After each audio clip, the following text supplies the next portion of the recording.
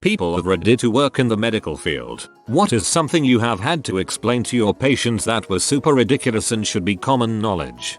I had to explain to my 75-year grandmother that there isn't one straight tube connecting your ears. She put eardrops in and put cotton in her other ear before she lay down so it wouldn't leak out.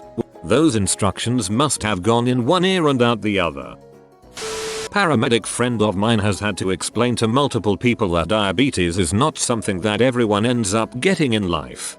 Firefighter EMT here. Just because you're taking medication for something doesn't mean it's gone away. Here's a real conversation that happens about once or twice per shift at minimum. Me. Do you have any medical history, diseases, sicknesses and/or conditions I should be aware of? Patient. Number. Me. Are you currently taking or supposed to be taking any medications? Patient. Yeah, I'm on. Insert 12 different medications here. Me. I see one of your medications is metformin. Are you a diabetic? Patient. Not anymore. I just told you I take meds for it. Me. Sigh.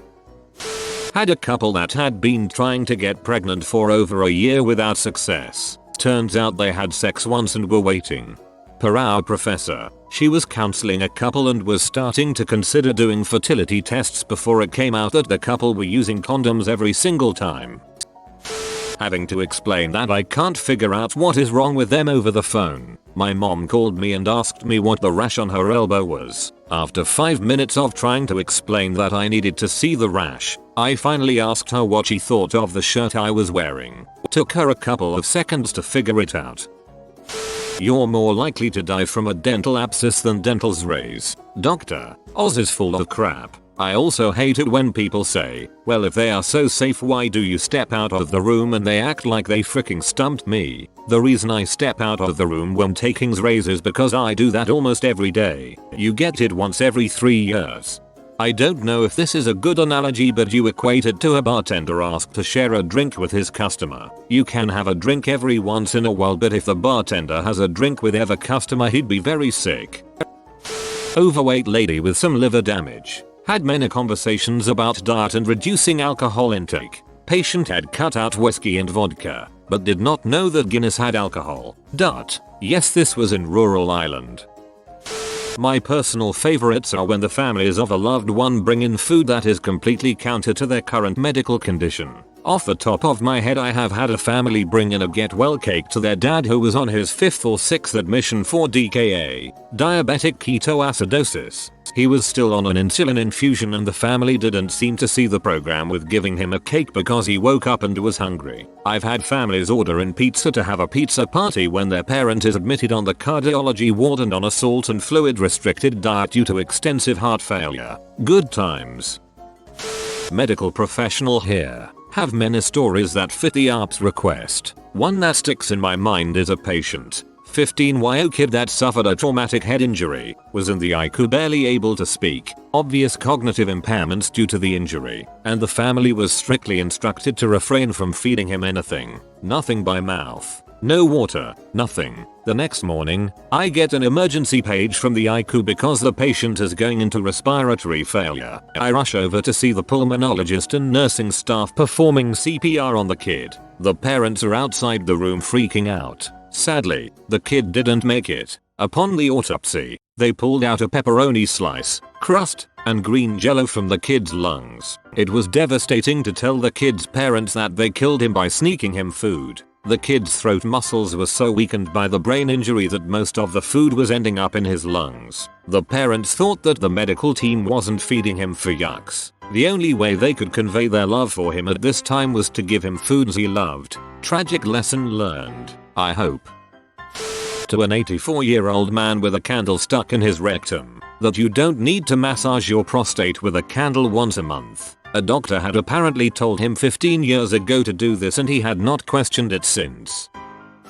When a woman lets her diabetic son eat ridiculous amounts of sugar then gets him to run around in the yard to burn it all off because I don't like pumping him full of that insulin. That's not how this works, lady. Poor kid. You mean alcohol will damage my liver? Shadowed a dentist in a rural area where most patients were in poverty. One guy was so confused on why his teeth were rotting. He revealed that his diet consisted of sugar, and alcohol. The dentist had to explain sugar can lead to enamel loss. The guy said nope, that is a lie.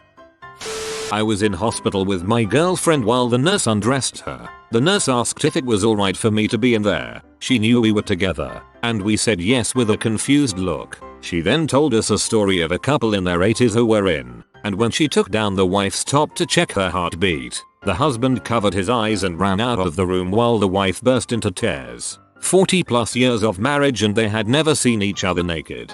Jesus, that's sad. Really freaking sad. Taking a medication twice a day does not mean taking the doses together. One dose now, one dose later, not both doses now. On a side note, don't give your son your sleeping medication, ever. Repeat patient of the STD clinic I work at, isn't there something I can buy, like, over the counter so I don't have to keep coming back in for chlamydia? Me. Condoms? Dirty dong patient. No. Miss, I meant, like, tea or something. Once had a diabetic patient who told me that his way to control his blood sugars was to put a tablespoon of sugar in his mouth, wait a few seconds for the diabetes to come to his tongue and then bang, a shot of Bagasso, a kind of brandy, and that way the diabetes would die because of the alcohol. Had a hard time explaining to him how things really work. In nursing school, my labor and delivery teacher was covering contraceptives and demonstrated how to show patients how condoms are used by putting them on our thumb. At the end of it she emphasized, make sure you tell them it doesn't actually go on their thumb, that the way you've put it on a thumb is how it should be placed on a penis. I had a patient that was truly concerned that his cancer was contagious. He wanted to know how to keep his puppy from contracting it. He was literally more concerned about his tiny puppy getting cancer because of him than his own health. I'll never forget the relief and joy I saw in his eyes when I told him he could have all the puppy cuddles he wanted. Oh man, that's super sweet. Dumb as heck, but still, super sweet. For purposes of surgery, vodka is not a clear liquid.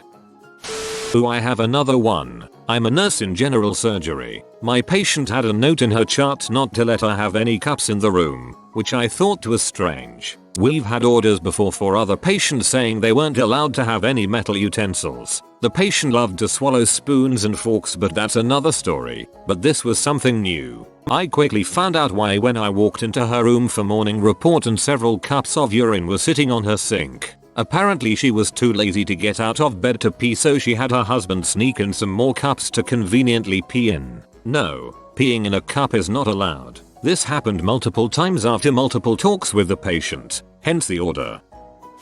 Yes, all those cupcakes, brownies, and candy your family has been supplying you with this difficult hospital stay for a rotator cuff surgery might be the reason your blood sugar is 450. Patient's daughter. Should we get her the sugar-free candy? In my head, I was thinking more of a veggie tray. The catheter in your penis makes it feel like you have to pee, but you don't. It does it for you. No, don't just pull it out. You'll shred your bladder and seriously regret it. You're screaming right now because you're trying to pull out your catheter. Please stop. No, don't throw your pee bag at me. You'll be arrested for assault. Hospital security. A few years ago, I was taking care of a woman from a rural part of our state. She had just been diagnosed with pancreatic cancer and it wasn't looking good. Her husband was kind of keeping his distance from her. As I was doing something in the corner of the room, he came up to me and whispered, "I can still kiss her, right?" I then had to explain to him that cancer is indeed not contagious and he won't catch her cancer. It was kind of heartbreaking. Oh man. 1. Soda has sugar. I had a diabetic man who didn't realize this. I just don't understand how it was even possible to not know this as a grown-ass adult. He was a completely normal person otherwise, which is why it had me saying WTF. 2. Pouring Lysol on your diabetic foot ulcer won't keep it from getting infected. 3. When we said clear liquids only like jello, water, and popsicles, we did not mean you should convince your mother to blend you some McDonald's burgers and fries so you can drink that through a straw. 4. Unless you've already done it at least once before, pushing a baby out of your vagina will neither be a pleasant nor quick experience. When you were told not to eat 12 hours prior to surgery, it wasn't just a polite suggestion. We had a patient coming in who we told not to eat or drink anything, even water. So he drank Gatorade since we told him he couldn't have water. Yes, gonorrhea really is a sexually transmitted disease. As a non-English speaker, I used to mix gonorrhea and diarrhea. I'm a medical student, and earlier this year I was taking a history from a patient during a bedside tutorial, where a senior doctor takes a group of us to see a patient together. I was speaking to this man about his symptoms, and used the word penis, to which he gave me a confused look. I said it again and he still didn't know what I was talking about. I ended up having to ask him if he had any pain in his dong while peeing, in front of my classmates and my tutor. Keep in mind that this was a guy in his 40s. Same thing happened, but I said urethra, so I wasn't surprised when I had to rephrase. I work in MRI. When we tell you to remove all piercings before your scan, we're serious. You can take out your belly button ring before you go inside the tube, or the machine will take it out for you. You'd probably remove it more gently than the machine, though. I don't work in a medical profession, but I do work in another place where terrible diseases run rampant and staff spend every waking moment fighting them off. A school. There was nothing more bizarre than explaining germ theory to a teacher. She honestly didn't believe that such a thing could exist. She sincerely believed that sicknesses were caused by negative energy and bad auras, and asserted that it was fundamentally impossible for something as small as a germ to harm something as large as a human body, if something that small could even be alive in the first place. She spouted off something about how a creature that small would be incapable of living for more than a few seconds, because energy can only get so small. A germ, she did finger quotes, could only hold enough energy to live for 1 or 2 seconds, at most. These are the people educating your kids. Caring for a woman in her 80s, had to explain to her that you don't pee out of your vagina. There is, in fact, another hole. This reminds me of Orange is the New Black. Half an episode was devoted to female prisoners figuring out that they had a vagina and a urethra. I'm a veterinarian and I don't understand owners sometimes. I work at a clinic of a vet who's also a private animal nutritionist, so sometimes we do house calls for special cases. Client Bob's dog isn't eating well and he has no clue why. I go over and ask him to show me his feeding routine for his dog. He fills a bowl with kibble and the dog seems super excited to eat. I crap you not, he then goes over to the fridge, takes out the ketchup and drenches the kibble in ketchup. By this point my jaw is hanging open in shock and I can see that the dog has suddenly lost its enthusiasm for the meal. I ask Bob politely what he's doing and he tells me that his entire family has ketchup on every meal. I then spent the next 15 minutes explaining to him that his dog may not like ketchup on its food. Now the dog eats great. I'm a miracle worker. That just because you take medication that controls your ailments doesn't mean you don't have them anymore. I ask plenty of elderly people if they have any medical history and frequently get no as an answer, only to then look at their med list and find that they are on a dozen medications. Why do you take this blood pressure medication? Oh, because I used to have high blood pressure. Nope, not how it works. That yes, guys can be nurses too. I'm a guy, a nurse. No, I'm not a doctor. Yes, maybe I should have been a doctor instead, or maybe a woman. Paramedic here. Had to tell a 19-year-old that she needed to change her tampon more than once a month. She was in septic shock. BTW. My sister isn't a doctor in Chicago. She once had to explain to a Mormon couple on their wedding night how to have sex. The 19-year-old man had taken his 18-year-old bride into the ER, convinced his wife didn't have a vagina. She had to tell a mother of 4 that giving your children a heavy doses of vodka didn't not kill the bacteria in their bodies when they got colds. She also had to report that obviously, she had a very frightened 23-year-old girl come to the ER very afraid because she had found a growth in her crotch. It was her clit. When my sister was asking her how she had never noticed it before, the girl responded, "My mom told me if I touched my area that the devil would get me." The girl had lived for 23 years without ever touching or seeing her own vagina. I guess when she would wipe she would just blot the outside quickly or something. A female patient came in and told the doctor that she has been bleeding every month down there, thinking it had something to do with the birth of her daughter. Yeah, I can't emphasize enough the importance of sex education. Birth control does not go in the vagina. Unless it's a new ring, then stash that puppy up there like you're saving it for later. Till where unwanted puppies go.